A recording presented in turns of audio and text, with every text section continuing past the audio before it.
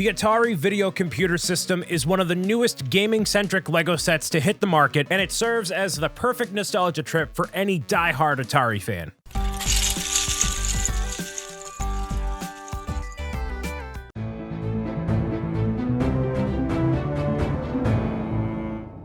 I had this set appear on my doorstep, and I was blown away by the level of detail just looking at the very front of the box. Not only do you get a life-size Atari video game system, but complimentary game carts and mini builds that go with it, taking it far above and beyond what we saw with the Nintendo Entertainment System just 2 years ago. It measures 13 inches by 8.5 inches, so it's very close to its real-life counterpart. So the 50th anniversary of the brand doesn't resonate with me as much, but I can appreciate the legacy that Atari has had on the video game industry, and especially in this form as a LEGO set. On the front of the box, you see the console with the cartridges, but flipping it to the back reveals a secret in a similar way that the Nintendo Entertainment System did, and I'll get to that in a moment. This thing is very cool, and it's built in a very interesting way, which was reminiscent of the Nintendo Entertainment System, but definitely stands on its own. The iconic wood finish on the front of the Atari is present, along with plenty of printed pieces and stickered elements for some of the posters you're seeing in the homage to the 70s. I feel like a lot of adult LEGO fans are going to resonate with the wood paneling on the walls, roller skates, the boombox, and especially the VHS tape and those posters on the wood paneling wall, reminiscing Johnny Thunder, Classic Space, and new wave music. One minifigure is included with the set, which you can probably resonate with as somebody who played Atari in their grandmother's basement. It is a powder blue Atari torso, which is unique and exclusive to this set.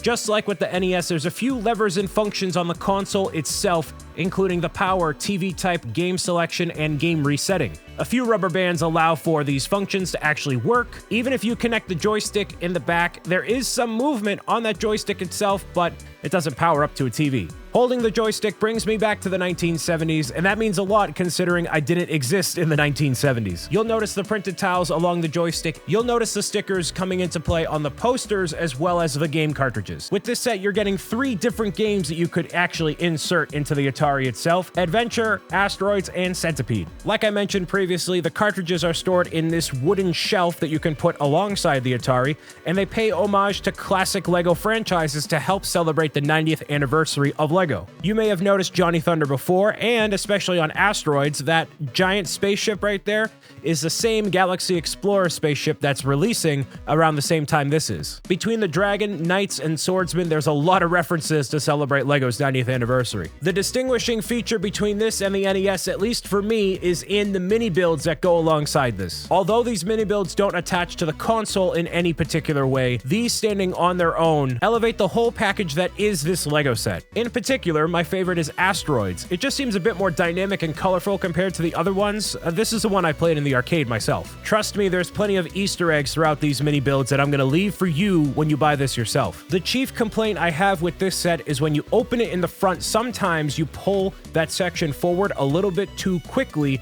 which causes some of the details on this really awesome scene to fall off of it.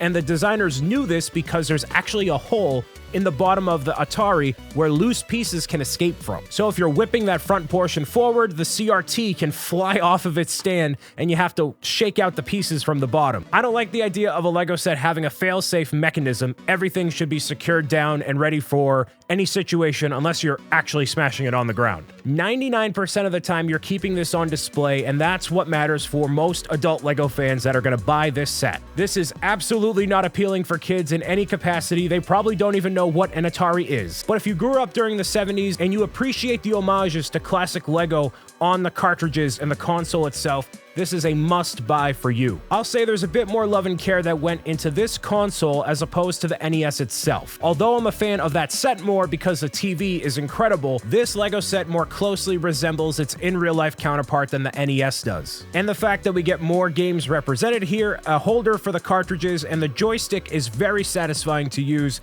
really completes the whole package. For me, this wouldn't be something I'd buy normally because, I've never played an Atari. Would I recommend you buy this set when it releases on August 1st? If you know what Atari is and you're an AFOL, absolutely.